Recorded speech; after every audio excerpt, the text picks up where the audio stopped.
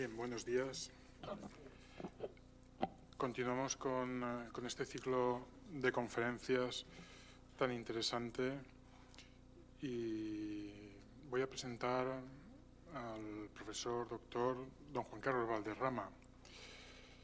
Juan Carlos es licenciado y doctor en Filosofía por la Universidad de Navarra, investigador del Instituto Empresa y Humanismo de la misma universidad entre 1998 y 2002.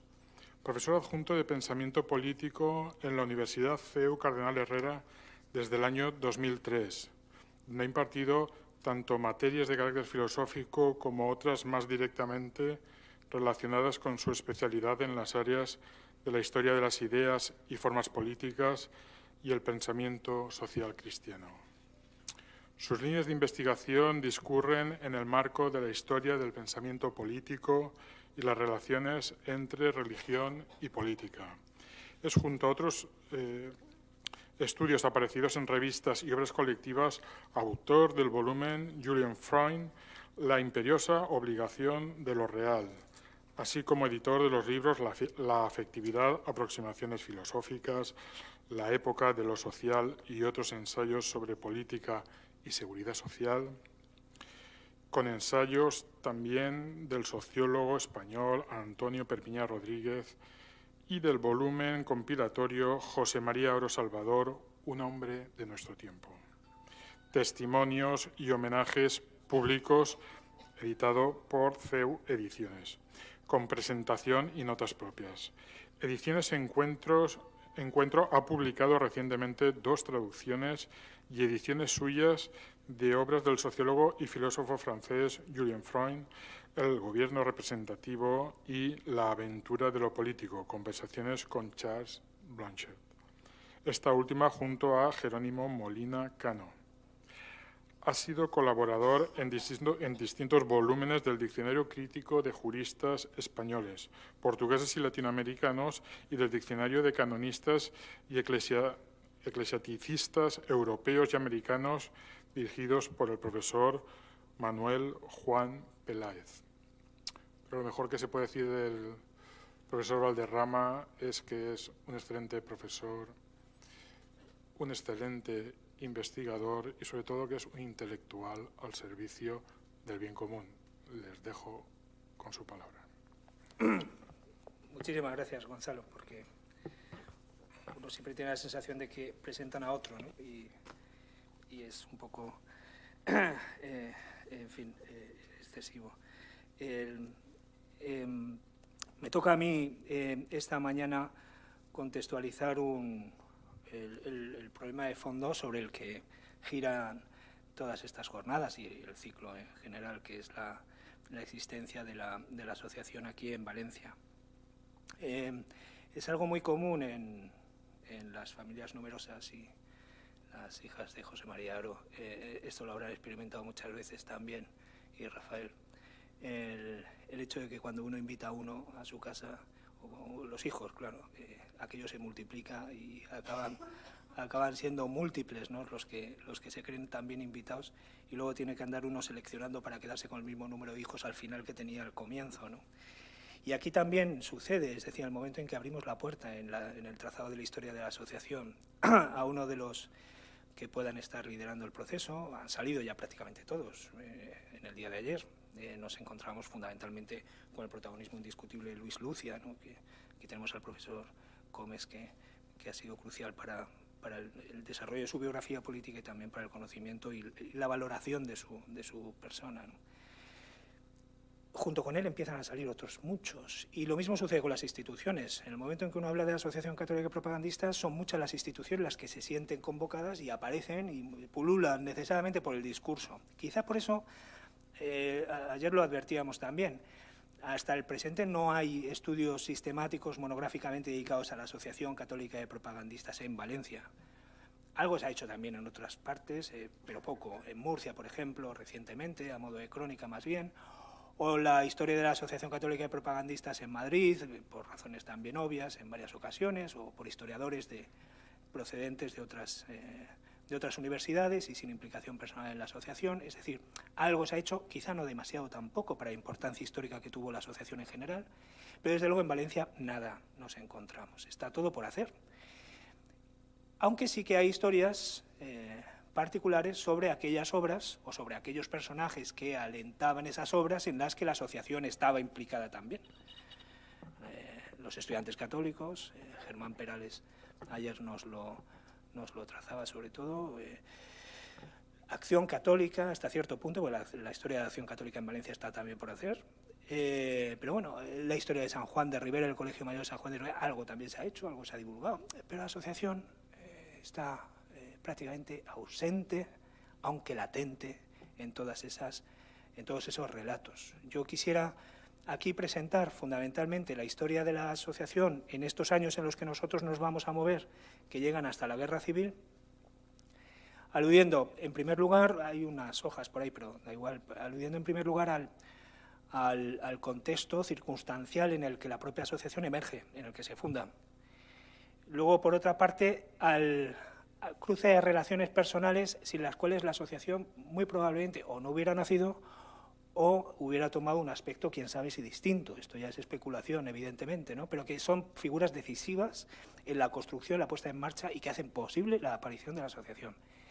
Me centraré fundamentalmente en tres, que ya han salido también: el Padre Conejos y la obra del Padre Conejos, que es el Centro Escolar y Mercantil, Luis Lucia, y una persona que ha estado normalmente ausente en todo este relato histórico sobre la asociación. Lo vamos a ver después, como los miembros de la asociación también, a la hora de trazar su historia, por algún motivo no lo citan, no aparece, se esquiva, ¿no? De algún modo se escapa del protagonismo que ejerció Federico Salmón, que desde los estudiantes católicos iba a ser la piedra angular de la puesta en marcha de la asociación en Valencia. Y por eso, inconscientemente, incluso dentro de la propia asociación, se ha solido a considerar que la asociación nace en torno al año 23, 25, 23, los muy osados, algunos los más osados, 21, pero no el 20. Y por eso incluso el descubrimiento del centenario es muy reciente. Es decir, que nos hemos dado cuenta de repente que estamos ya casi llegando a los 100. Y esto es algo que ha estado ausente en los propios relatos históricos que los miembros de la asociación se han hecho a lo largo del tiempo, ¿no? Luego lo voy a comentar. Pasaré después a cuáles son las fases fundamentales de su institucionalización hasta la guerra, ¿no? Por supuesto, contamos con su nacimiento, pero también otras tres. Una primera fase, que es una primera fase de juventud, primera juventud, cuando empiezan todas las primeras actividades. La vamos a fechar en un año, 1926, primera imposición de insignias en Valencia.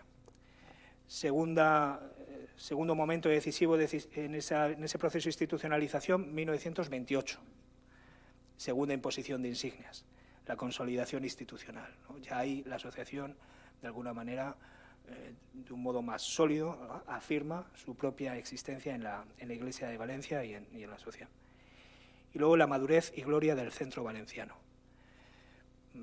1940.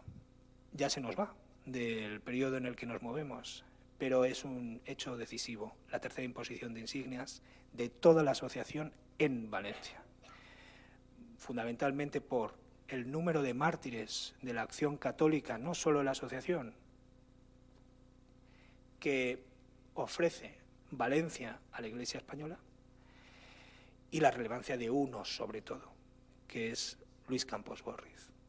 El protagonismo en la vida asociativa general de Luis Campos Górriz es tal que, de modo absolutamente natural, en 1940, Martín Sánchez, además, Fernando Martín Sánchez, desde el 39, está muy interesado en el proceso de las causas, ¿no? Don Ramón luego lo dirá mejor y con datos.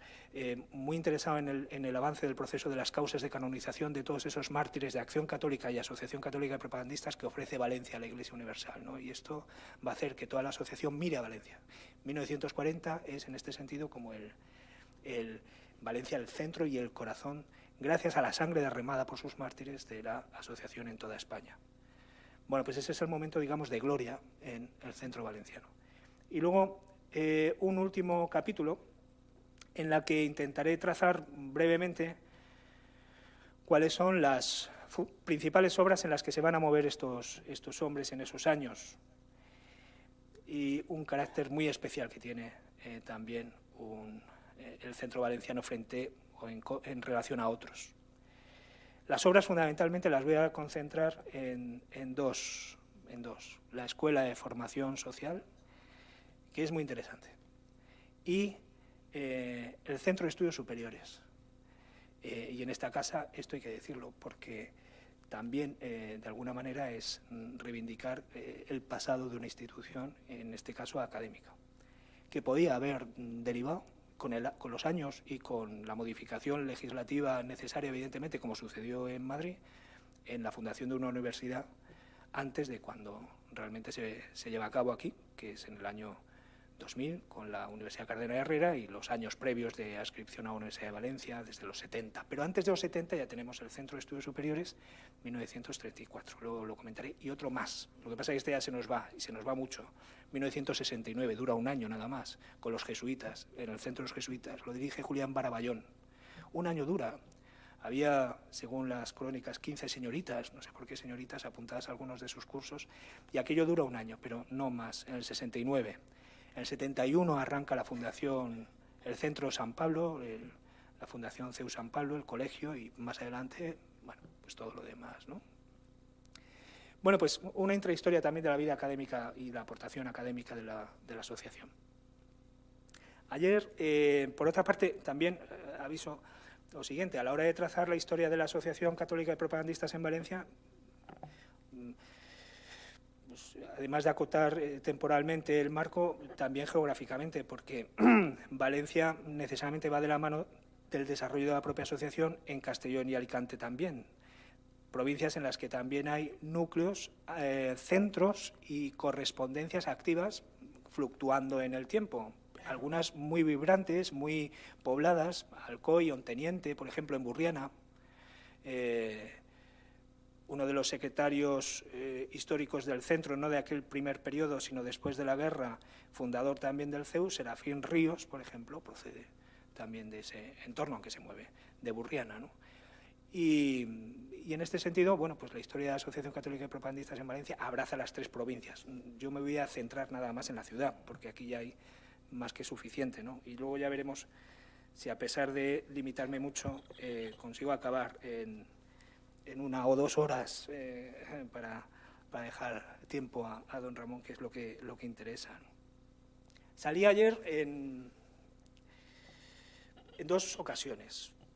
Un hecho dramático, ¿no?, en la vida de la asociación, que fue las acusaciones que se vierten sobre la asociación en general y Ángel Ayala en concreto, de integrismo, en un momento en el que, como nos advertía don Alfonso Esponera, también la primera conferencia de la mañana, peligraba la situación misma de la Iglesia, movida al mismo tiempo por esos 2 grandes impulsos, el uno integrista y el otro más de conciliación. El obispo, que luego será de Valencia, Salvador Ibarrera, en Madrid, presiona para la remoción del padre Ayala del ICAI, del Instituto Católico de Artes e Industria, y del padre Abreu, que tiene una obra social muy importante en la propia sede del ICAI, y que, según el padre Valera, el provincial, en su carta defensiva, en defensa del padre, sobre todo Ayala, también de Abreu, al general de la compañía, sí que califica de integrista de corazón, ¿no? Es decir, sí que hay ahí un integrismo latente que condiciona sus propias actividades sociales, los periódicos que permite a los que asisten a ese centro leer, etcétera, etcétera, ¿no? El padre Ayala tiene que hacer una defensa explícita de su no integrismo y, por lo tanto, de la no voluntad de intervenir en clave integrista en la política española de los jóvenes propagandistas que están ya dándose y creciendo a su alrededor. Estamos en 1911, 2 años de su fundación, 3, 1908 se funda, en el 9, primera imposición de insignias, bueno, un núcleo todavía incipiente.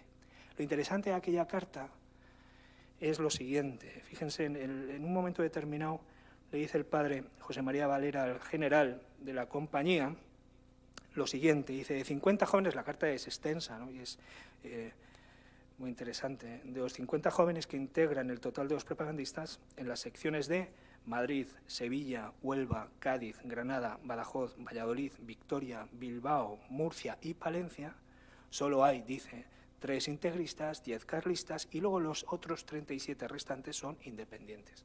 Bueno, a nosotros aquí el problema del integrismo, carlismo, independencia de los propagandistas en este momento no nos interesa. Pero sí es muy significativo el hecho de que en 1911, cuando se escribe esta carta, sean 50 los propagandistas, un número que puede parecer escaso, pero que para la vocación minoritaria, si se quiere, y entre comillas, elitista de la Asociación Católica de Propagandistas es bastante respetable, pero sobre todo la capacidad en tan breve espacio de tiempo de haber irrigado distintas provincias españolas, no próximas todas ellas a Madrid, a la capital donde nació, sino incluso tan distantes de la capital como puedan ser Huelva, Cádiz, Murcia, Sevilla, Granada o Bilbao. Por cierto, no en 1911, más adelante, obispo de Bilbao, Prudencio Melo, antes de pasar a Madrid y Alcalá, luego recalará en Valencia. Él no entra en contacto con los propagandistas en Valencia cuando llega, en 1923, sino en 1919, cuando en Bilbao se le presentan algunas iniciativas y él mismo participa y bendice iniciativas de los propagandistas bilbaínos, en este caso. Y cuando él llega, conoce ya la asociación y, por lo tanto, de una manera natural, la va a acoger como propia y le va a dar un enorme impulso. José María Aro después nos va a relatar en qué medida se produjo ese impulso. Digo, lo significativo en este texto del padre Valera no solamente es el elemento cuantitativo de su rápida expansión, ¿no?, que puede ser más bien relativa por el número de miembros, ¿no?, sino el hecho de haber merecido entonces, en 1911, y en unas condiciones todavía algo embrionarias, aquellas sospechas de influencia tan impactante a las que se refería el padre Valera, a cuyo motivo pasaba él a defender al padre Ayala. En todo caso, Valencia no figura en el listado. No estaba entonces en el mapa de aquella primera expansión. Hay que darle más tiempo.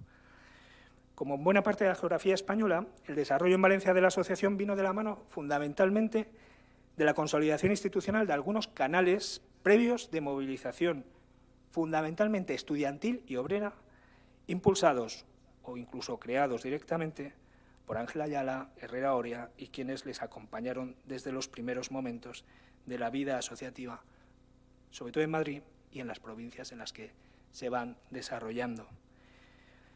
Movilización estudiantil y organización católico-obrera, que son los grandes programas de acción, de movilización y de organización unitaria de los católicos, de los que se da consigna en las asambleas nacionales que se celebra todos los años en Loyola, desde un determinado momento, en la asociación. A partir de los años 17, dos grandes preocupaciones: el mundo obrero, agrario y la educación, en todos los niveles. Primero, educación infantil, primaria, defensa de la religión en la escuela, en fin, alfabetización, y luego ya movilización estudiantil universitaria, la organización de los estudiantes católicos. Esto hará que, por ejemplo, en Valencia, uno de los primeros propagandistas que estén impulsando, calentando para entendernos el ambiente y haga propicio en este sentido la creación de un clima que dé lugar a la creación de la asociación, sea Isidoro Almazán, que en varias ocasiones viene a trabajar en esas dos direcciones, con conferencias muy activas y muy concurridas en pro de la educación y de la enseñanza y la defensa, además, de una enseñanza confesional, de una enseñanza estrictamente católica, y también el entorno agrario, el mundo agrario, la labor de la Confederación Católica Agraria, que también se está impulsando desde Madrid. Sea o no la Confederación obra de la asociación, ¿no?, pero se impulsa y se apoya deliberadamente desde la asociación, desde Madrid. Y las consignas en este sentido que emanan como conclusiones en las asambleas nacionales van en esa dirección en esos años 17, 18, 19, que hace que Almazán, en este caso, esté muy activo aquí en Valencia en esos momentos. Esos canales, en todo caso, en lo que aquí nos interesa fundamentalmente son tres: la Asociación Universitaria de Estudiantes Católicos, los primeros núcleos de la Juventud Católica Española, ahora sí, 1923, y como cristalización más articulada y de alcance más global de ambas la acción católica que vendrá después, ¿no? Junto a ellas, que son comunes, no son específicas del centro valenciano, sino comunes al desarrollo de la asociación en toda España, hay en Valencia, sin embargo, unos elementos que intervienen ya sí de manera más propia, específica, particular. Y sobre todo dos. El papel decisivo que representará el Centro Escolar y Mercantil del Padre Conejos, con quien ya estaban en estrecha relación algunos de los que, movidos por los mismos ideales de restauración católica, idénticas raíces ignacianas, muchos de ellos habían cursado sus estudios en el Colegio de San José, pues serían promotores de la asociación en la ciudad. También en Valencia, como en Madrid, la asociación nace de los Luises, de los congregantes, y esos congregantes estaban al amparo fundamentalmente los congregantes jesuitas de don José Conejos, del Padre Conejos. Junto con estos congregantes había otras congregaciones, evidentemente, ¿no? Pero el impulso que le va a dar a la congregación de la Inmaculada y de los Luises el Padre Conejos va a ser determinante de la configuración, como en otras partes, de la asociación aquí. Y el segundo elemento diferenciador, digamos, del centro valenciano, la cobertura institucional, que le ofrecerá también a la movilización estudiantil el Colegio Mayor del entonces beato Juan de Ribera, hoy santo, en Burjasot, de la que formaron parte algunos de los líderes de aquellas asociaciones y que llegó a trenzar algunas de las relaciones más significativas en su desarrollo. Vamos a dejar fuera aquí otro factor que se podría introducir, pero que, a mi modo de ver, no es constituyente, aunque sea circunstancial, que es el elemento o el factor político. Muchos de ellos van a militar, siguiendo el liderazgo natural de Luis Lucia, en el ámbito de la derecha regional valenciana, sus precedentes regionales. Todo se mueve en un ámbito común político de una orientación de derecha tradicional, pero en todo caso me parece que el factor político no es constitutivo de la fundación del centro, sino más bien circunstancial. Esto luego también aparecerá más adelante, porque vale la pena que, por muy circunstancial que sea, se repase cuáles son las orientaciones o familias ideológico-políticas internas a la asociación ahora, en este periodo, y también después, porque hay algunos hechos muy significativos en el desarrollo del régimen de Franco, donde la asociación en general, pero también en Valencia, pues mantiene evidentemente una pluralidad interna que vale la pena revisar. Y esa pluralidad no se ve liberada de conflictos, de fricciones también internas. A propósito, por ejemplo, el contubernio de Múnich, por ejemplo, la defensa que, bueno, se hace, pero esto ya llegará en torno a los años 50, en torno a los años 60, esto se ve muy claramente, ¿no? Pero también antes, monárquicos, partidarios de un posibilismo más favorable al régimen de Franco, pero también propagandistas que de una manera consciente y convencida participan más del ideario de la Falange de los primeros momentos, y, es decir, que hay una cierta pluralidad dentro de un marco, ya digo, de carácter más común, ¿no? Bueno, pues voy a ir excluyendo muchas cosas porque también se han dicho, y en otras ocasiones, aunque se hayan dicho, sí que las voy a repetir para, de alguna manera, subrayar su valor para la propia vida de la asociación. Pero voy a ir repasando esos tres factores que están alumbrando, ¿no? El nacimiento de la asociación como tres agentes en el parto, ¿no? de la asociación aquí. En primer lugar, decía, las asociaciones universitarias de estudiantes católicos, ¿no? Bueno, como en tantos otros lugares con presencia universitaria, la asociación en Valencia tuvo su núcleo embrionario en las agrupaciones de estudiantes, alrededor de las cuales, aunque trascendiendo parcialmente el circuito universitario en el que se desenvolvían, se irían articulando otras iniciativas que fueron preparándole el camino al que será uno de los centros más activos de la asociación en España tras su fundación. El semanario Oro de Ley del Centro Escolar y Mercantil, en marzo de 1920, celebraba la formación de la asociación, desde la Asociación Católico Nacional de Propagandistas y el debate de la campaña nacional en favor del asociacionismo confesional de estudiantes. Ayer Germán Perales decía que el apoyo no fue inmediato por parte del CEM a la creación de de la Asociación de Estudiantes Católicos, la Federación Local, la Regional y la Confederación, porque había como un cierto temor a que, en efecto, sobre todo con la formación de la Confederación, la autonomía universitaria en Valencia se perdiera y acabara disuelta en un organismo mucho mayor, ¿no? En todo caso, sí que se afirma el valor de esa y la necesidad de esa organización, y de esa organización, además, confesional, que ponga coto y se enfrente a las asociaciones tanto neutras como, es decir, no confesionales, aunque también integradas muchas veces por católicos, como directamente laicistas, ¿no? Bueno, pues el mismo semanario, Oro de Ley, que en marzo del 20 daba la bienvenida a la formación de los estudiantes católicos, 2 meses después, en mayo, daba noticia también de la constitución de la Asociación de Estudiantes Católicos aquí, en Valencia, con ocasión de la visita de Ángel Herrera y Fernando Martín Sánchez a la ciudad en torno a los días 10 y 12, invitados por los primeros núcleos asociativos que hasta entonces operaban muy desarticuladamente, pero que con el espaldarazo de la asociación verían sancionada públicamente su existencia y encuadrada en el marco más amplio de acción que se comenzaba a trazar nacionalmente en Madrid con la puesta en marcha de la Confederación, ¿no?, que lideraría Fernando Martín Sánchez. Fue la primera la agrupación de Derecho, seguida por Filosofía y Letras, Ciencias, Medicina. Desde el 21, en enero, el 8 de enero, todas ellas quedarían encuadradas primero en una federación local, la Federación de Estudiantes Católicos, y luego más adelante una regional, que se mantuvo activa hasta el 34, y cuyos primeros momentos dirigieron los estudiantes de Derecho Federico Salmón y Pablo Meléndez Boscá, hijo del primer presidente de la Junta Diocesana de Acción Católica en Valencia, más adelante, que es el abogado mártir Pablo Meléndez Gonzalo.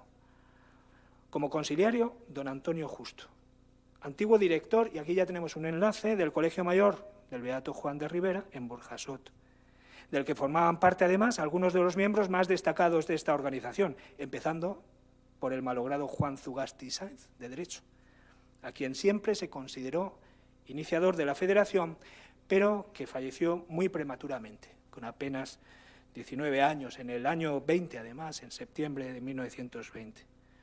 Por lo tanto, él puso la primera piedra, de algún modo, de la Federación de Estudiantes Católicos, pero como un Moisés que se queda a las puertas de llegar a la tierra prometida, no pisa ese terreno, ¿no?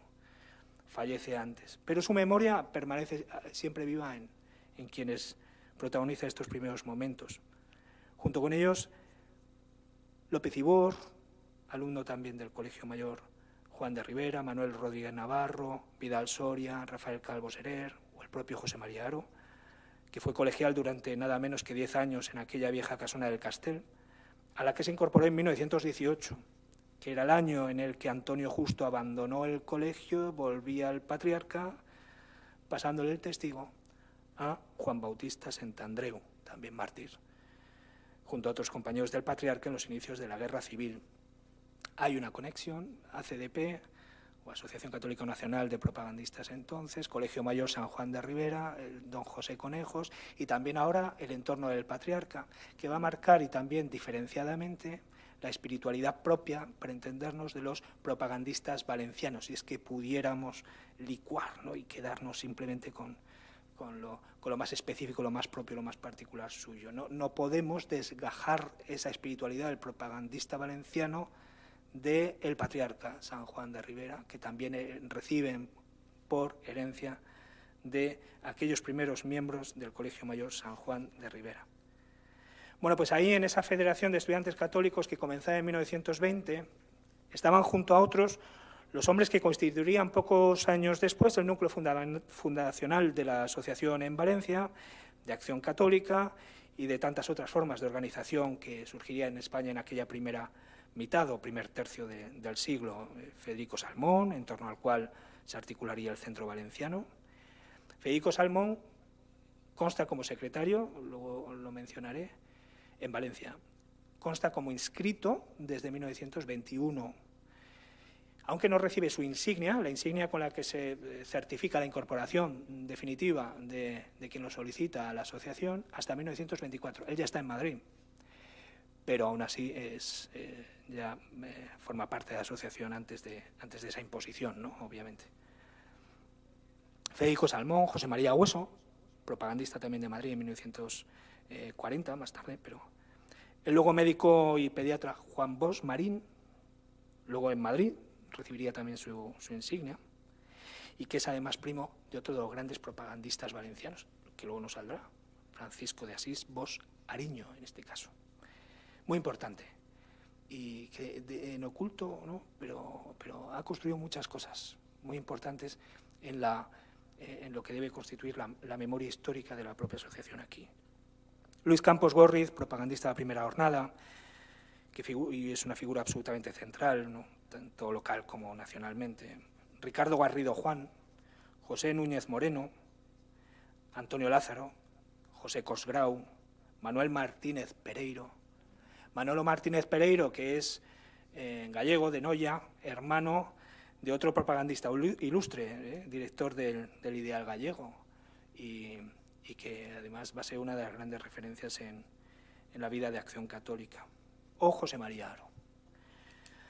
Aro, que había sido vicesecretario en la Federación bajo la presidencia de Hueso en el 21 y que también había pasado por la presidencia de la Junta que se había organizado en Derecho, fue elegido secretario de la Federación de Estudiantes Católicos para el curso 1924 y 25, momento en que la Federación alcanzaría su máxima consagración institucional con la celebración en Valencia de la tercera Asamblea Nacional de la Confederación, después de Zaragoza y Sevilla en los años previos.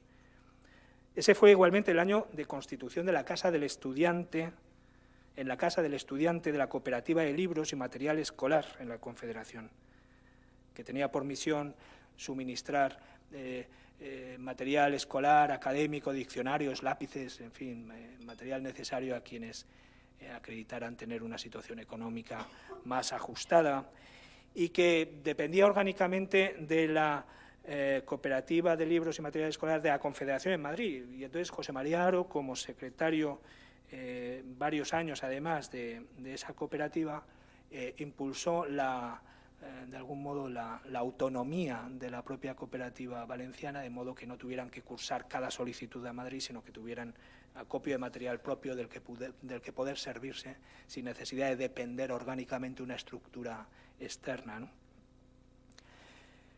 Será esa, de hecho, la función que el propio Aro conserve en la siguiente Junta, bajo la presidencia general de Campos Gorriz, que entre tanto estaba poniendo las bases de la juventud católica aquí en Valencia y que cada vez más se iba convirtiendo en un elemento decisivo en el proceso de desarrollo de Acción Católica en España, que le llevaría a Madrid al año siguiente, en 1926, pasándole a Aro el testigo de la Federación de Estudiantes Católicos, asimismo incorporado a la Junta Nacional. Bien, por lo tanto, el primer marco en el que se mueve la Fundación, primer agente en su nacimiento, los estudiantes católicos. Y desde ahí y desde ese núcleo fundacional, el segundo elemento, la juventud católica. Otros dos elementos que articularon la presencia de la asociación en Valencia fue la creación de los primeros núcleos de la juventud católica española, aquí, catalizador de los esfuerzos de la formación de una acción católica en el ámbito eclesial y parroquial, en paralelo a la actividad de las asociaciones de estudiantes en el entorno universitario, cuidando muy particularmente de no inmiscuirse en su terreno. Aunque impulsada por el primado Almaraz, que instaba a su creación en una carta de 1921, su fallecimiento muy poco después, en enero del 22, la dejó en suspenso operativamente. Poco más adelante será cuando se proceda a su organización, con un protagonismo en ello de los propagandistas más que notable, sobre todo gracias a dos hechos. En primer lugar, la llegada a España en marzo de ese año del nuncio Tedeschini, que había promovido la juventud católica en Italia. Y luego también, por otra parte, la exitosa implicación que ya los propagandistas habían tenido y habían dado muestras de tener en el terreno de la movilización estudiantil, ¿no? En este caso universitaria, a través de la Confederación y de las agrupaciones locales y de las federaciones regionales de los estudiantes católicos. Esto les otorga a ellos un protagonismo en el nacimiento de la juventud católica de alguna manera natural, ¿no? La asociación Católica de Propagandistas asumió desde el primer momento a nivel nacional la necesidad de implicarse orgánicamente en la puesta en marcha de esta juventud católica. Entre las conclusiones de la Asamblea de Loyola del 21 se estableció, de hecho, en primerísimo lugar, además, que la Asociación Católica Nacional de Propagandistas, convencida de que las juventudes católicas en el extranjero, especialmente Italia y Francia, han cooperado eficacísimamente a la formación de los elementos directores de la vida pública, entiende que será prudentísimo constituir una juventud católica en España.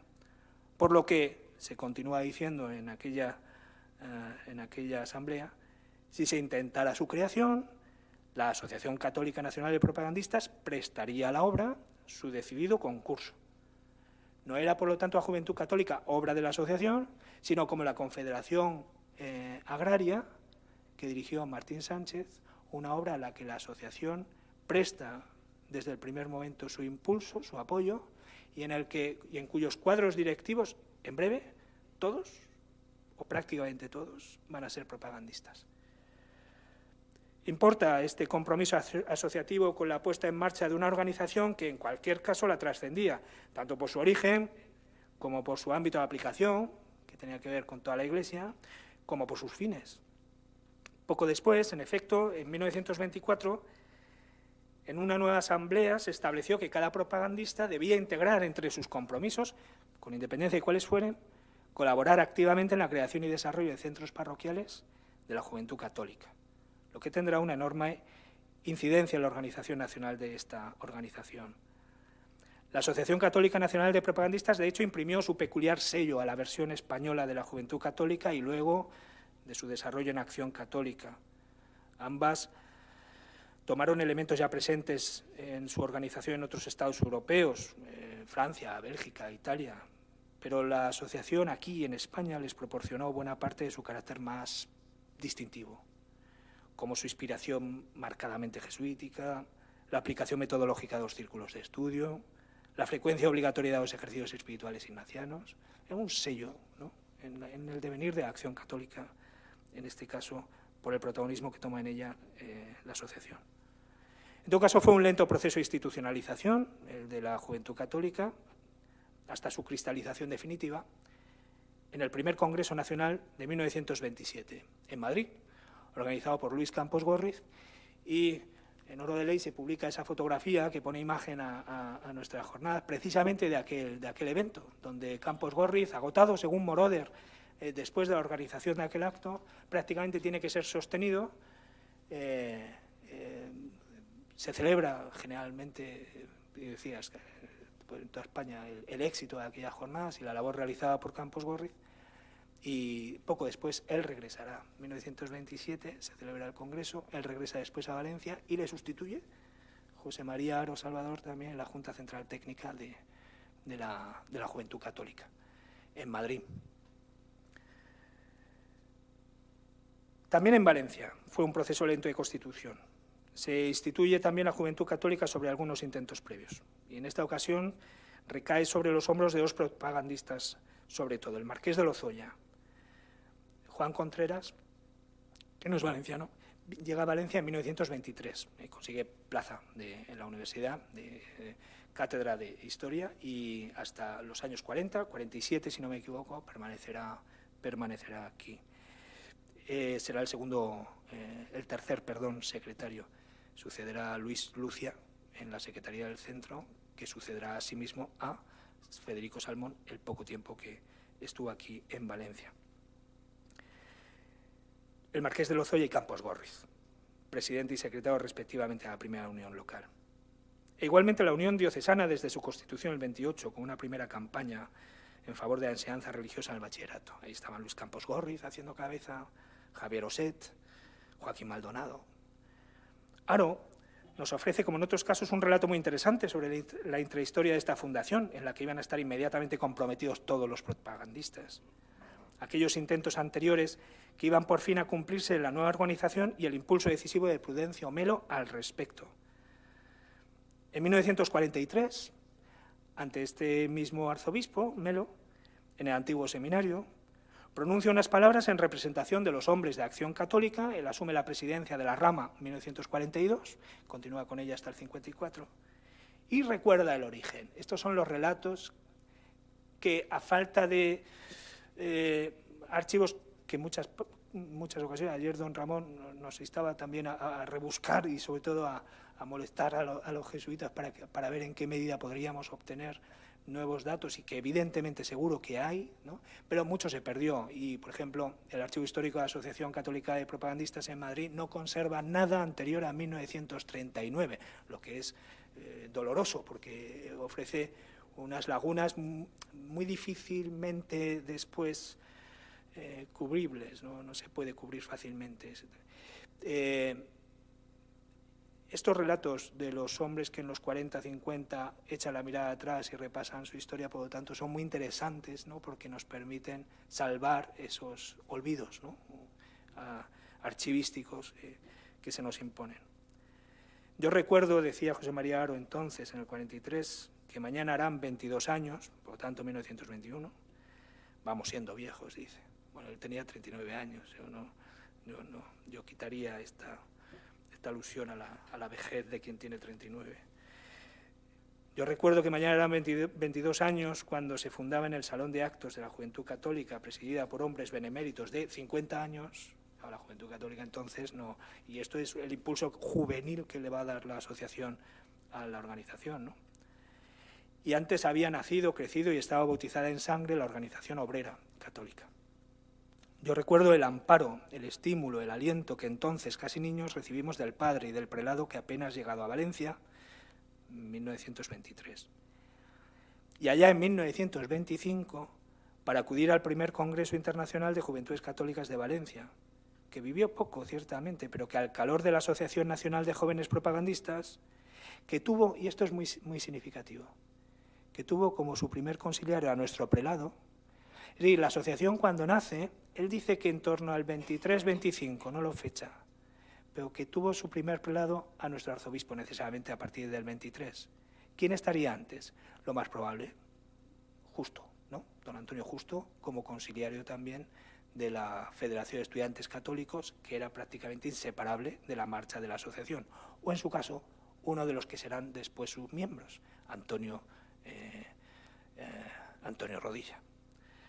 Pero eso sí que ya no se nos precisa. Pero el apoyo hasta el punto de asumir la conciliaría de la asociación de don Prudencio Melo, nada más llegar a Valencia.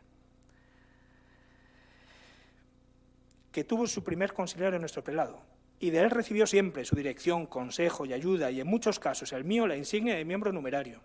Volvió a renacer definitiva y firmemente según los nuevos modos allá en 1927 para llevar ya docenas de jóvenes a toda la diócesis, al Cerro de los Ángeles y a Roma, cuando poco después en uno y otro lado se daba cita a la Juventud Católica Española.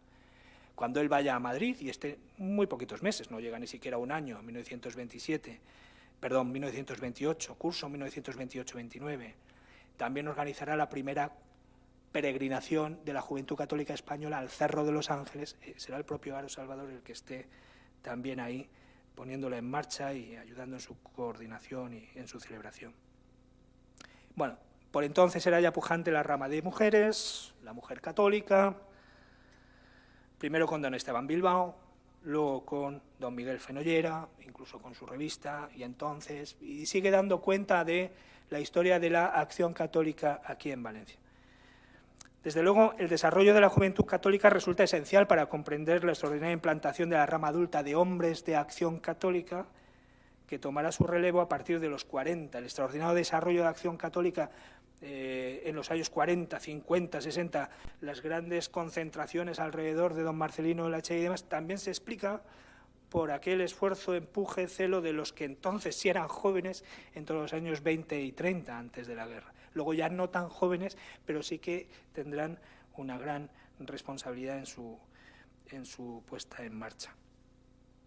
En todo caso, el desarrollo de la juventud católica, no solamente aquí, ¿no?, sino nacionalmente, se vio ralentizado por el solapamiento organizativo derivado de la fundación en muy corto periodo de tiempo de organizaciones y formas de acción que, si no coincidían totalmente en medios y objetivos, sí eran evidentemente confluyentes, como como de hecho también lo eran muchos de sus miembros, que así podían formar parte de varias organizaciones afines a un mismo tiempo, pero de estructuras organizativas irreconciliables o de difícil encaje al menos, en la medida en que unas exigían, como en la Juventud Católica, una integración parroquial, que otras, en cambio, trascendían, ¿no? Es el caso de las congregaciones marianas, jesuitas, franciscanas, agustinas, las asociaciones universitarias culturales e incluso en algunos casos políticas, que también tenían sus propias formas de organización juvenil, la Juventud de Unión Patriótica a partir de los años 20, en fin. Es verdad que todas ellas eran organizaciones formalmente autónomas, pero entre ellas no siempre los límites eran completamente claros ni existía una efectiva coordinación, cosa que frecuentemente se intentaba paliar animando a la colaboración, pero que lógicamente generaba celotipias, recelos y resistencias mutuas. Y es lo que sucede también con las congregaciones marianas, que habrían sido en Valencia el foco natural del que irradiara la Juventud Católica, como en tantos otros lugares, de no ser porque ya aquí, de ahí habían surgido otras organizaciones con fines, al menos parcialmente, similares, como el Centro Escolar y Mercantil, que tanto ayudó a trenzar la presencia seglar de la Juventud Católica durante los 20 años de su existencia, desde su fundación, ¿no? También el Centro Escolar y Mercantil, en efecto, había nacido con el propósito de servir a la formación no solo espiritual desde la congregación, sino también intelectual de la juventud, servirle de cauce en su compromiso temporal, como esas nuevas organizaciones que iban surgiendo, lo que provocó que su actividad fuese progresivamente languideciendo en beneficio de estas otras, a medida que se iban consolidando. Estudiantes católicos, Juventud Católica, Asociación Católica Nacional de Propagandistas, etc. Organizaciones en las que militaban muchos de los que frecuentaban el CEM, antiguos alumnos del Colegio San José y congregantes. Caso paradigmático de esta confluencia fue el propio Campos Gorriz, que a su condición de antiguo alumno de los jesuitas unía a los de prefecto a la Congregación de la Inmaculada y San Luis Gonzaga, presidente de la Asociación Católica de Estudiantes de Derecho y de la Federación Regional de los Estudiantes Católicos, vocal en la Junta Suprema de la Confederación de Estudiantes Católicos, propagandista de la primera jornada de socios, 1926, a la que arribó en realidad de forma enteramente natural por el empuje de esos otros compromisos previos, y asimismo miembro y promotor en Valencia de la Juventud Católica, de cuya Secretaría Nacional, como antes decía, se haría luego cargo a instancias de Ángel Herrera en Madrid. Claro que el suyo no era ni mucho menos caso único. Ejemplo de lo mismo fueron, con más o menos matices, muchos de los responsables entonces de unas y otras organizaciones, desde Lucia, Salmón, los hermanos Bosch Marín, o Francisco Bosch Ariño, Ricardo Garrido Juan, Vicente Jiménez González, Juan Beneito Pérez, José María Hueso, Joaquín Maldonado, Antonio Lázaro o José María Aro Salvador, aunque en este caso con un matiz un poco diferente, ya que no fue su paso por la educación jesuita la que luego le conduciría desde el CEM a los estudiantes y luego a la Juventud Católica, que era el recorrido habitual en muchos otros, sino más bien al revés. Fue su incorporación a los movimientos universitarios, sin duda estimulada por su pertenencia al Colegio Mayor San Juan de Ribera, el que le llevó a ese otro escenario de relaciones personales que entre tanto se estaban anudando en el Centro Escolar y Mercantil. Bien, pues es en este contexto de cruce de pertenencias, efervescencia del asociacionismo católico, donde hay que situar la gestación aquí de la asociación.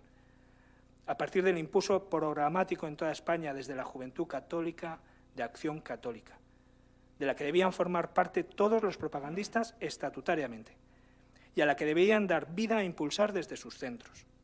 Esto se materializará entre los años 25 y 26, momento de definitiva institucionalización del Centro Valenciano y con él, inmediatamente, Acción Católica. La Junta Diocesana de Acción Católica y primeras juntas parroquiales se constituyen oficialmente en Valencia por decreto del arzobispo Melo en 1927, el día de San José, de acuerdo con los principios y bases del cardenal Retz de un año antes, para promover, se dice, reunir, estimular e informar, ordenar las actividades católicas. En su decreto, además de trazar fines, establecer criterios y fijar estructuras sólidas de organización, desde la constitución de juntas parroquiales, interparroquiales, arciprestales y diocesana, hasta su representación en la Asamblea de Gobierno General, fijaba el arzobispo secciones internas de cultura y enseñanza, sección de prensa y propaganda, sección de acción obrera, sección de juventudes, beneficencia, actuación ciudadana, de asesoramiento jurídico, con las que necesariamente podía darse por finiquitado, en muy buena medida, el ciclo vital de aquellas otras organizaciones previas, y entre ellas inevitablemente el CEM, cuya decadencia se haría imparable. El CEM continúa existiendo, ¿no? Pero su protagonismo en este sentido, de alguna manera, había pasado su hora. Su protagonismo iría cediendo en beneficio de estas otras organizaciones de impacto y estructura más amplio nacional y directamente, además, auspiciadas por la jerarquía, ¿no? Al frente de la nueva Junta Diocesana puso al arzobispo Pablo Meléndez, que no es propagandista, acompañado por Miguel Castells, que sí lo es, Manuel Martí, Enrique Balbón, Antonio Lázaro, propagandista, José María Aro, propagandista, y representantes de algunas otras asociaciones seglares. La Liga Católica se integraba ahí, la Liga contra la Pública Inmoralidad, la Confederación de Obreros Católicos del Levante. Es curioso porque cuando, bueno, todo este tipo de instituciones y los hombres que están detrás van a estar muy presentes también en la conciencia de los propagandistas del momento. Cuando en el año 61 José María Aro Salvador pronuncie su discurso de ingreso en la Real Academia de Ciencia, en la Academia Valenciana de Derecho y Legislación, su primera invocación va a ser a Reich Genovés y la Confederación de Obreros Católicos de Levante, y todos estos hombres que, al calor de Rafael Rodríguez de Cepeda, el padre Vicente y demás, están protagonizando el gran desarrollo del catolicismo social español. En este sentido, va a ser una marca que distinga muy netamente, además, a la asociación aquí en Valencia. Como conciliario, otro antiguo alumno del Colegio de San José, fundador de las Operarias del Divino Maestro, Miguel Fenollera Roca.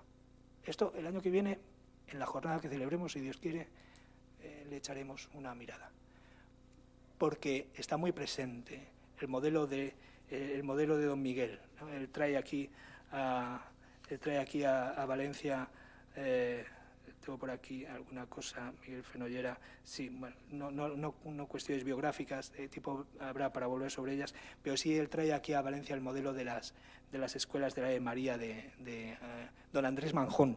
Y don Andrés Manjón está muy presente en los círculos de estudios internos de la asociación a nivel nacional. Y porque también por la influencia que don Miguel Fenollera Roca está ejerciendo aquí en Valencia, porque hay un protagonismo muy valenciano del tratamiento de las cuestiones educativas a nivel nacional en la asociación, y uno de ellos será José María Aro, evidentemente, que también tiene en esto mucha importancia. Pero esto ya el año que viene, ¿no? La verdad es que aquella fue una época, como recordaba Aro, de mucho valenciano en la acción católica española. Y él cuenta, José María Valente, por ejemplo, en la Presidencia Nacional, que también es propagandista, el doctor don Juan Bautista Luis Pérez, obispo entonces de Oviedo, alma de la acción católica de España, don Hernán Cortés, dirigiendo la Juventud de Acción Católica Española, Federico Salmón y Bosch Marín regían los destinos de los estudiantes católicos. Luis Campos y yo mismo estábamos en el Secretariado de la Juventud Católica Española. Nuestros obreros, Barrachina, Francisco Barrachina Esteban, y Esteve, se refiere a José María Esteve Victoria, luego nos saldrá, aunque no eran propagandistas, eran primeras figuras en la Confederación. Y María López Monleón representaba a nuestras obreras en la Asamblea Nacional. La celebración en el 29 del primer Congreso Diocesano vino a cerrar esta primera fase fundacional de la acción católica en Valencia, y ocurriría también en España en el mes de noviembre. Fueron momentos previos a la República, durante la cual continuó avanzando la obra y multiplicándose sus actividades. Asociaciones de padres de familia, Unión de Defensa de los Intereses Católicos e innumerables campañas en favor de la educación católica en el Estado laico a partir de la República, Ecclesia et Patria, prensa católica, escuelas católicas, tarjetas de acción católica, culto y clero, en fin, grandes campañas en entorno a la acción católica. Bien, por lo tanto, fue la organización de las que serán las grandes formas de movilización católica de la España del primer tercio del 20, la que trajo consigo como un requisito incluso inevitable para su formación la aparición de la asociación en Valencia. No fue, por tanto, aquí, en Valencia, primero la asociación y luego la movilización, sino la movilización la que hizo necesaria la asociación. El inicio de sus actividades hay que ponerlo por eso en 1920, en pleno proceso de formación de la Confederación de Estudiantes Católicos y antes de la implantación de Acción Católica, de la que está en su origen. Pero su institucionalización formal y definitiva, en cambio, después, en 1926, cuando ya las actividades de Acción Católica han tomado cuerpo y se produce la primera de las imposiciones de insignias en el centro. Dos núcleos de relaciones personales, aunque convergentes, están en el origen, cada uno de ellos articulando alrededor también de una figura, ¿no? El padre Conejos, en un caso, y Luis Lucia en el otro. Bien, unas breves notas simplemente a propósito de esto y pasar, si me dan 5 minutos más, a las obras y los hombres de la asociación aquí. Bueno, primero, el padre Conejos. Ya ha salido en algunas ocasiones, ¿no? Pero en el Centro Escolar y Mercantil del Padre Conejos tuvo su primera sede la Juventud Católica Española, así que también ahí tuvieron lugar las primeras reuniones de los socios valencianos, en la sala que llamaban Velázquez, porque estaba decorada con un gran cuadro, ¿no? Que servía para adornar las paredes de aquella sala. Más adelante dispondrán de sede propia, la llamada Casa de San Pablo, en la calle Almodóvar, luego en la de la Nave, Plaza San Esteban, hasta la llegada de la Guerra Civil. Allí nació, contaba Haro, el Centro de Valencia de la Asociación Católica Nacional de Propagandistas, cuyos primeros miembros fueron, y nos da un pequeño censo,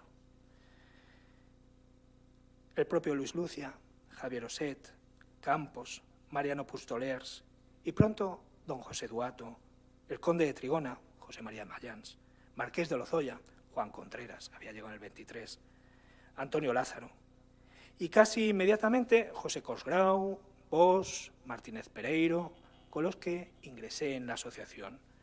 La Asociación Católica Nacional de Propagandistas recibió allí sus mejores hombres y el aliento del propio padre Conejos. Esta relación entre los propagandistas y el CEM se explica teniendo en cuenta no solo la antigua formación de muchos de ellos con los jesuitas o su pertenencia a las congregaciones marianas que el padre Conejos tenía por verdadera alma del Centro Escolar y Mercantil, es el caso de Federico Salmón, de Lucia y Campos Gorri, ¿no?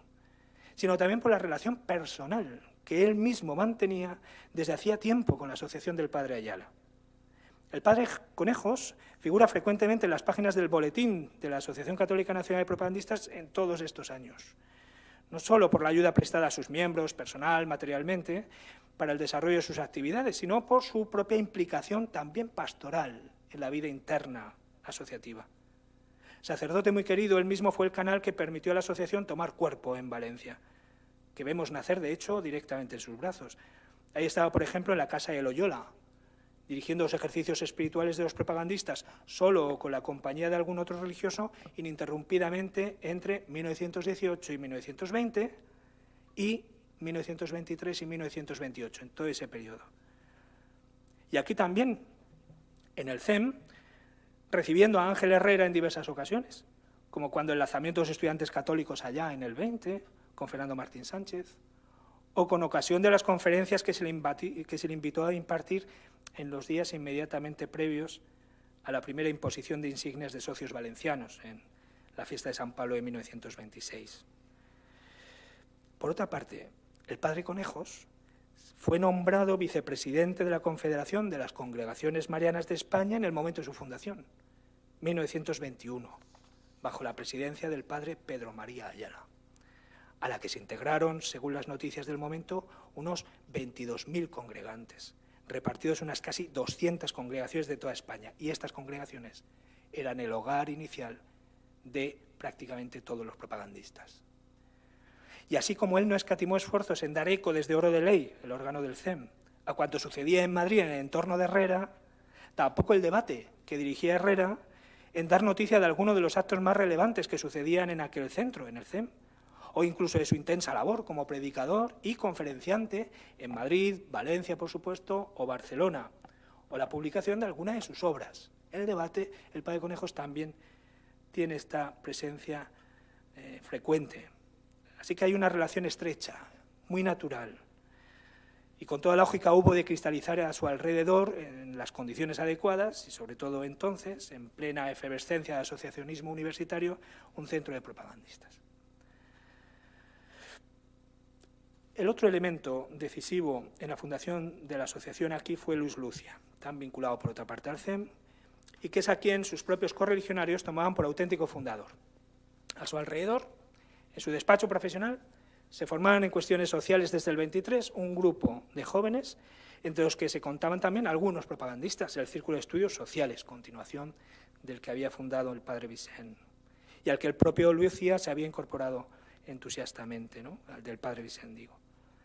También algunos interesados en el periodismo y el apostolado de la prensa se veían con él cada viernes desde 1927 para una embrionaria escuela de periodismo que presidía con la colaboración de José María Esteve Victoria, director de Pueblo Obrero y de la imprenta del Diario de Valencia. Las reuniones a las que solía asistir una docena de hombres se desarrollaban en los locales de la calle del Mar de la Federación de Estudiantes Católicos. La iniciativa, sin embargo, no fue inmediatamente suya, sino de José María Haro, que había dado ya algunos primeros pasos en ese terreno, por el que siempre mostró un vivo interés, como director del órgano de los estudiantes católicos Libertas, que era la revista que dirigía él aquí, y con algunas colaboraciones en el Diario de Valencia o Las Provincias, dando cuenta de las actividades de los estudiantes, artículos sobre las fiestas del estudiante, crónicas de alguna asamblea, como la celebrada en Granada en el 26, etc. En los medios participa con cierta frecuencia. Y de hecho, según nos cuenta él mismo, fue ahí en Granada, en 1926, donde José María Haro recibió noticia por boca de su compañero en la Confederación Nacional, Alberto Martín Artajo, ahí coinciden en Granada, de los comienzos en Madrid de la Escuela de Periodismo del Debate, algo que inmediatamente le abrió un nuevo campo tremendo de acción apostólica, que por otra parte tenía su correspondencia en Luis Lucia, en el sentido apostólico que él imprimía a su labor periodística. Y no podía rechazar esa oportunidad. Nos lo cuenta él, dice: presidía yo entonces la Federación Regional de Estudiantes Católicos. Habían sido admitidos mis primeros artículos en Las Provincias y el Diario de Valencia. Y queriendo hacer algo nuevo, planeé con nuestro consiliario, don Antonio Justo, una réplica valenciana de aquellos cursos. Me envió don Antonio un gran amigo y periodista, vocal de nuestro Consejo Federal y Escolar y director del Diario de Valencia, don Luis Lucia, a quien ya conocía por su afecto a nuestra federación y por mi asistencia con don Antonio Justo y otros amigos a un círculo de estudios sociales que se celebraba en su despacho desde 1923.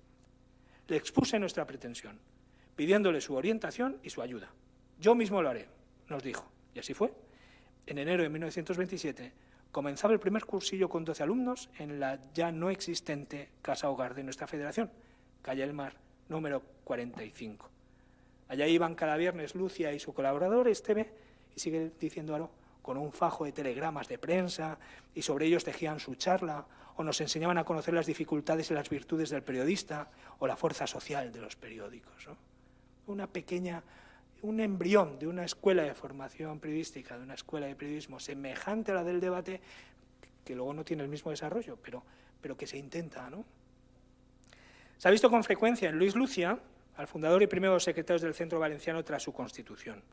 Luego vendrían Juan Contreras, Campos Gorriz, Juan José Barcia Goyanes, solo unos meses, desde noviembre del 35 a julio del 36. El inicio de la guerra, de hecho, le sorprenderá en Santander, de donde luego tiene que salir con destino a La Coruña hasta la finalización de la guerra. No pierde su condición de socio, pero queda en suspenso. Quien lo ejerce de facto, José María Haro, que queda aquí en Valencia al frente de la situación, como secretario accidental hasta 1940, años muy difíciles en los que vio como tantas obras levantadas con tanto tesón en los años anteriores se venían abajo, muertos muchos además de los que los sostenían. Pero este listado que nos ofrece el propio Haro no es completo. Fruto probablemente del modo casi orgánico de generación de este tipo de realidades sociales, que no tienen un comienzo perfectamente datable en un acta de constitución, aunque el acta exista. Los inicios del Centro Valenciano se ven envueltos por una cierta penumbra, incluso para quienes los vivieron, cuando al cabo de unos años se ven obligados a emprender la engorrosa tarea de contar su historia. Hay sí una historia oficial del Centro Valenciano que tiene en Luis Lucia su piedra basal y en 1923 su fecha de nacimiento, en torno a 3 hitos: fundación de los primeros núcleos de Juventud Católica, inicio de actividades del Círculo de Estudios Sociales de Lucia y la llegada a Valencia de Marqués de Lozoya, que asume la secretaría. De hecho, por ahí también más o menos fijaba el propio centro sus orígenes años más tarde. en la presentación que hacen de sus actividades ante el arzobispo Laechea en 1950, indicando que, en efecto, la asociación comenzó aquí a organizarse en torno a 1925, dicen, con objeto de organizar la naciente Acción Católica. Pero en realidad hay que correr unos años hacia atrás la fecha de origen. No fue en el 25, desde luego, como se decía en aquella memoria, entonces ya había propagandistas inscritos, ni tampoco en 1923, que sería más razonable, sino en 1920. Y no en torno a Luis Lucia, por supuesto parte decisiva ahí está, del grupo fundador, sino a Federico Salmón. Hay al respecto testimonios parciales que apuntan a un grupo de propagandistas activo por aquellas fechas, en el sentido específico de propagandista, no como es habitual en el momento encontrárselo con referencia a múltiples organizaciones, incluso políticas, ¿no? Específico de la asociación. Pero también hay un testimonio definitivo que nos lo encontramos en el único órgano que existía de expresión en la asociación antes de la fundación del boletín. El boletín aparece en el 24, antes las pocas noticias que podemos encontrar de la asociación las debemos buscar en las hemerotecas, sobre todo en el debate, que es donde se da cuenta muy periodísticamente, claro, con todas las limitaciones que esto tiene, de las actividades de la asociación. Fue el lunes 10 de mayo de 1920, tras las calurosas intervenciones de Zugasti, Martín Sánchez y Herrera ante el Liceo Pedagógico y la Juventud Católica, se vestía de largo la nueva época de los estudiantes católicos en la ciudad. Y justo después se lee en la crónica del debate muy lacónicamente.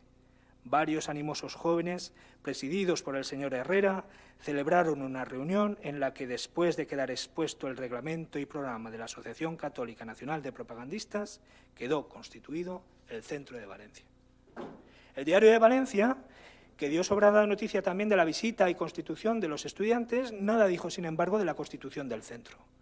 En todo caso, se produjo, y a tenor de quien intervendría desde entonces en su representación, fue designado primer secretario no Luis Lucia inmediatamente, sino antes, Federico Salmón. Salmón, que con frecuencia aparece en la prehistoria del centro, se hace un tanto esquivo, sin embargo, en el momento de trazar su historia. ¿Por qué? Por el propio tiempo transcurrido quizá entre la constitución del centro y su marcha a Madrid para terminar sus estudios. Se va en septiembre de 1921, apenas año y medio, por lo tanto, pasa aquí. Bueno, probablemente. Quizá también por la falta de personalismos en la organización de la vida asociativa, cuanto más en sus primeros pasos fuera del entorno fundacional, en Madrid, en torno a Herrera, ¿no? Otros serán, en efecto, y no él, los que tras su marcha se encargarán de llevar la obra a su pleno cumplimiento, a costa de la memoria de su figura, que entre tanto irá afianzándose en Madrid y Murcia, pero aquí desvaneciéndose en Valencia. Lo que en todo caso no cabe es pensar que su actividad en Valencia fuese irrelevante, o que no tuviese suficiente envergadura que el centro inicial en aquellas mismas fechas. Un detalle. Como secretario, Salmón acompañó al padre Conejos a la primera asamblea en la que tuvo representación Valencia, que fue la séptima, en 1920, septiembre. Un paréntesis. Hay ya valencianos en la Asamblea General de la Asociación en Loyola, en 1919. Y ahí se dice, en el debate, que aunque no está constituido el centro de Valencia, acompañan al padre Conejos dos propagandistas, que son dos Trenor, que ayer ya salieron. Pero debemos entender ahí propagandistas en el sentido específico de miembros de la ACDP hoy, o más bien propagandistas de las congregaciones que están ya funcionando activamente en el Centro Escolar y Mercantil. Esta segunda parece lo más razonable, porque de lo contrario tendría una representación orgánica también, la propia asociación en Loyola. 1920, por lo tanto, primera vez que Valencia en cuanto tal está representada. Y ahí se le pidió organizar junto a otros ejercicios espirituales, dice, regionales. De modo que aquel grupo inicial, a falta de datos precisos, debemos presuponer que ya tenía un cierto volumen. También él, en calidad de secretario, y así se le nombra, secretario del Centro de Valencia, dio cuenta de una actividad que desde luego está muy lejos de haberse improvisado, sino que da muestra hasta qué punto pudo servir la asociación de catalizador de impulsos previos. El señor Salmón, leemos en la crónica del debate, secretario del Centro de Valencia, dijo que en el círculo de estudios se ha dedicado especial atención a la participación de los beneficios. En lo agrario se están implantando cotos sociales de previsión. El centro mantiene buenas relaciones con la Federación Agraria y la Casa de Obreros de San Vicente. Los propagandistas han intervenido en más de 100 actos de propaganda. Bueno, Por lo tanto, una actividad que tiene ya un cierto empaque. Acabo ya con un breve relato sobre las actividades y los miembros, ¿no?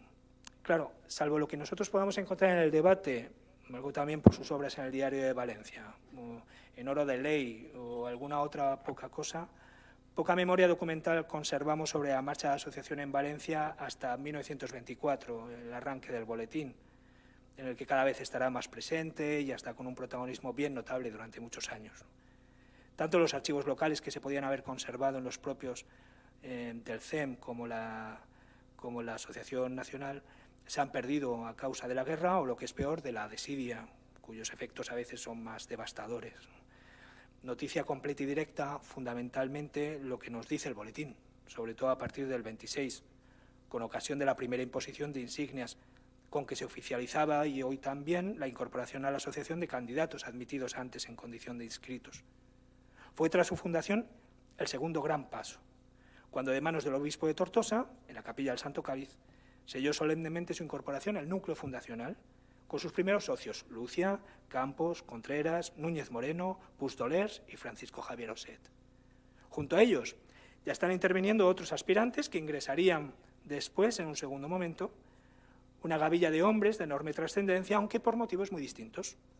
José María Haro, Antonio Rodilla, José María Mayans, Duato Chapa, los hermanos Miguel y José Manuel Castells, este último caído en el 36, Joaquín Maldonado, José Marco Merenciano, Corsgrau, Manuel Atar Alonso, mártir también, hermano de Vicente, futuro propagandista Ricardo Garrido Juan, y el futuro marqués de Tremolar, Vicente Jiménez González Claramunt. Este fue un segundo momento que proporcionó a la Iglesia en Valencia entre el 23 y el 45, en esos largos y tan trascendentales años del pontificado de Prudencio Melo, un puñado de hombres muy bien dispuestos y formados en los que poder descansar las grandes iniciativas sociales y apostólicas del momento. Todo un legado que, tras el lapso de la guerra y enriquecido por los socios de la tercera promoción, 1940, recogerá a su sucesor en la sede, Marcelino Olaechea. ¿En qué obras eclesiales estuvieron presentes activamente estos hombres llegados a la asociación entre el 23 y el 40? En realidad, en prácticamente todas, el 20 y el 40, en estos 20 años. Por supuesto, en las de mayor irrigación social en aquella primera mitad del siglo. Agrupaciones parroquiales de adoración nocturna. Por ejemplo, Bos Marín tuvo una gran actividad al respecto. Iglesia de San Martín, las velas eran actividad de centro, actividad corporativa. Estaba reservada para cada día una congregación y la asociación tenía su representación también en momentos oportunos. Congregaciones marianas, conferencias de San Vicente Paulo, en fin, las tradicionales. También en otras que ellos mismos fundan o que lideran de carácter profesional. Por ejemplo, la Hermandad de Médicos y Farmacéuticos San Cosme y Damián, Bos Marín. La Asociación Católica de Padres de Familia, José María Mayans, el conde de Trigona. Será el presidente de la Confederación Nacional del 40, más tarde. La Asociación de Arquitectos Católicos de Pablo Soler Lluc y Vicente Valls, en el 35. El Instituto Diocesano de Cultura Religiosa Superior vendrá más tarde, alrededor de una persona que ahora, sin embargo, sí que es importante, Bos Ariño. No está de más apuntar, además, esta preocupación formativa general del propio Bos Ariño, más allá de su especialidad académica. Él se dedicaba a la química y daba clases en farmacia y en químicas en la Universidad de Valencia.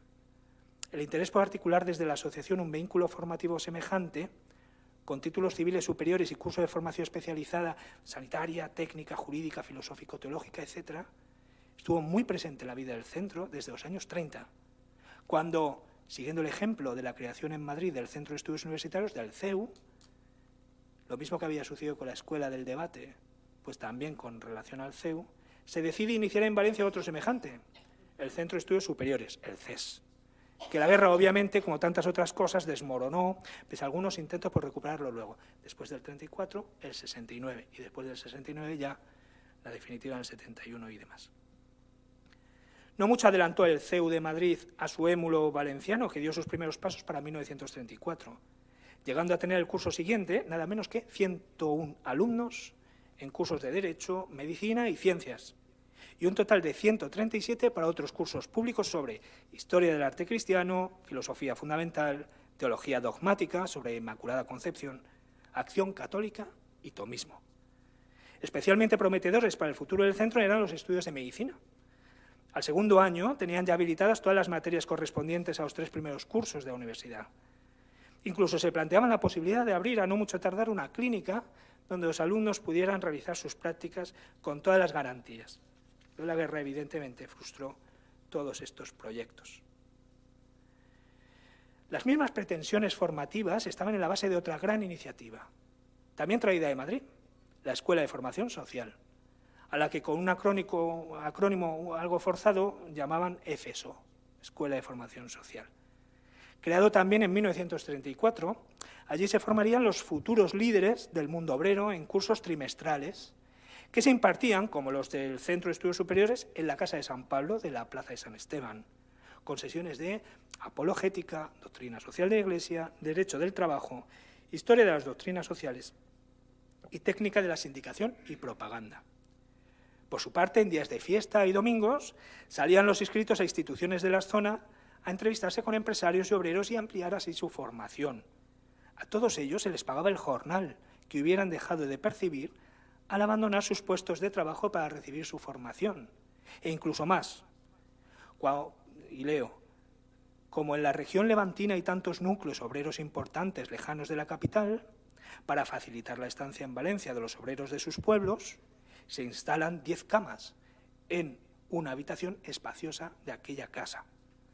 De modo que también tenían así cubierta la residencia durante su tiempo lectivo. Todo ello muestra hasta qué punto era sensible al problema obrero el circuito de hombres y las obras del catolicismo social de aquella primera mitad de los años 30, en la que las obras de Acción Católica y la Asociación, como en Madrid y otros lugares, estaban muy comprometidas. También aquí los profesores procedían mayoritariamente de las filas de la asociación.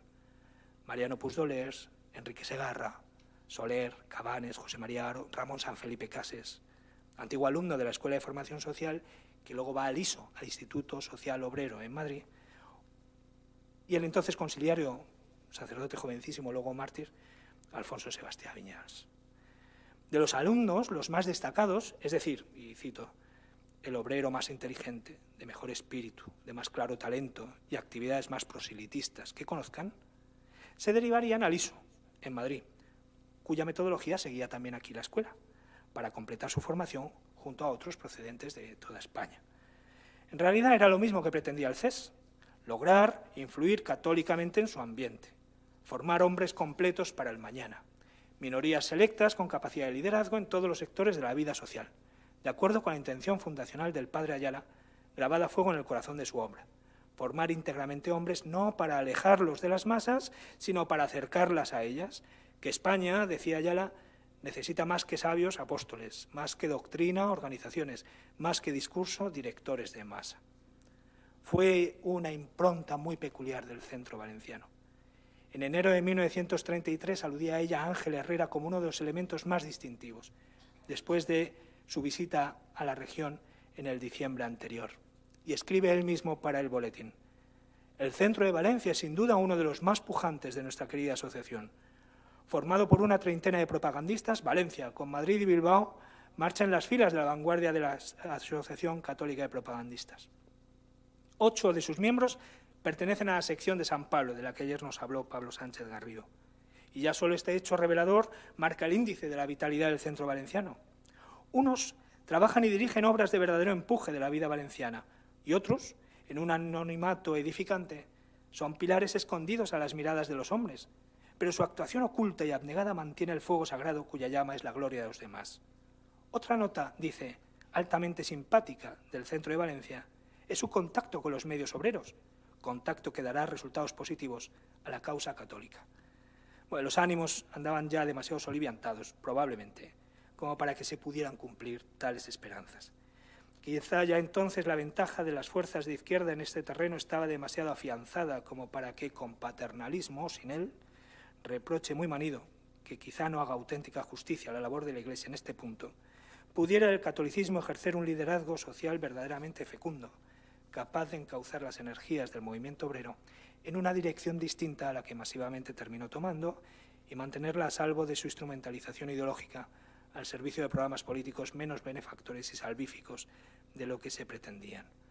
Un ciclo terminaba, comenzaba otro, y Valencia dejaba inmediatamente, casi poco después de estas grandes fundaciones, un reguero de sangre de la que vivirá, por supuesto, el centro local, pero en buena medida también la asociación a nivel nacional en los siguientes años. A partir de 1939, en buena medida, la reconstitución de la Asociación Católica de Propagandistas a nivel nacional tiene fija su mirada y su impulso vital en la sangre derramada por los mártires aquí en Valencia. Yo con esto ya me doy por satisfecho. Lamento haberme pasado tantísimo del tiempo previsto, pero muchas gracias. Está usted disculpado. Muchas gracias.